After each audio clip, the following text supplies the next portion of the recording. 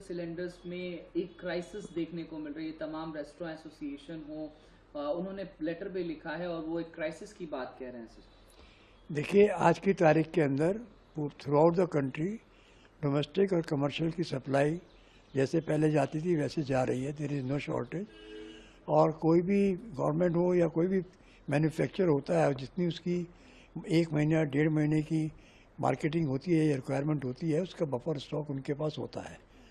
और हमारे केस में एक एडवांटेज और ये है कि हमारे 75% जो डोमेस्टिक कंज्यूमर्स हैं और जो कमर्शियल सिलेंडर्स पर भी लेने वाले हैं, कमर्शियल के बाद बैंक होता है।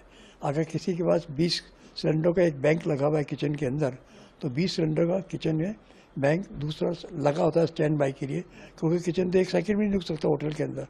तो जैसे ही एक बैंक खत्म होता है दूसरा चालू हो जाता है। तो घरों के अंदर भी 2 सिलेंडर हर एक के पास है, 75% कंज्यूमर्स के पास। तो इतना स्टॉक तो अभी कस्पर के पास है 10-12 दिन के पास। जिसके पास 1 सिलेंडर है उसको टॉप प्रायोरिटी दी जा रही है कि उसको 24 घंटे के अंदर सिलेंडर दे दिया जाए। और 2 सिलेंडर वालों के लिए ये गवर्नमेंट ने रिस्ट्रिक्शन लगा दी है ताकि कोई होल्डिंग ना करे और उसके अंदर कोई मेल प्रैक्टिस ना हो कि 2 बुकिंग के बीच के अंदर कम से कम 25 दिन का डिस्टेंस होना चाहिए, डिफरेंस होना चाहिए। अगर और टोटल साल भर में एक कंज्यूमर जो है पहले भी 15 सिलेंडर ले सकता था, आज भी 15 सिलेंडर ले सकता है।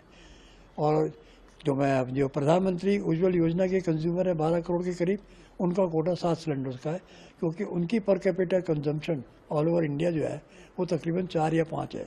उसके अगेंस्ट गवर्नमेंट ने 7 का कोटा रखा हुआ है।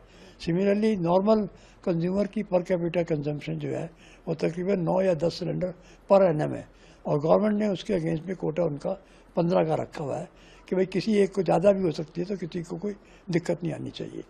अभी तक तो कोई ऐसी पोजीशन है नहीं, आगे कोई दिक्कत आ जाए तो मैं उसके बारे में कह नहीं सकता। कॉमर्शियल सिलेंडर ये कह रहे हैं कि हमें प्राथमिकता देनी चाहिए, हम भी इसेंशियल सर्विसेज की कैटेगरी। नहीं, वो एसेंशियल सर्विसेज नहीं है, वो बिजनेस ऑर्गेनाइजेशन है, वो प्रॉफिट मेकिंग बिजनेस हैं।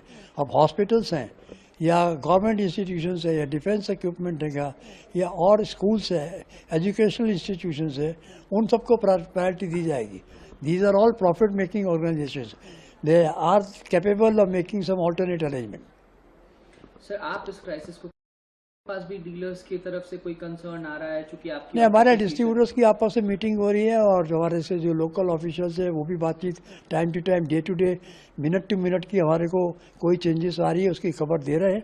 और आज की तारीख तक अभी तक कोई ऐसी चीज़ नहीं है। हाँ, गवर्नमेंट ऑफ इंडिया ने अपनी तरफ से एक प्लान भी बना रखा है in case of any eventuality, तो वो ये स्टेप्स लेंगे।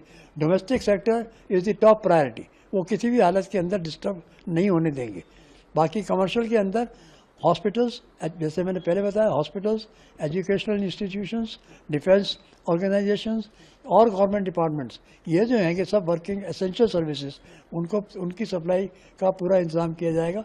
अगर कभी कोई कमी पड़ेगी तो प्रॉफिट मेकिंग ऑर्गेनाइजेशन जो है या एस्टेब्लिशमेंट जो है उनको शायद कोई, वो भी आज की तारीख में नहीं है, आगे होगी तो जब पता चलेगा। क्योंकि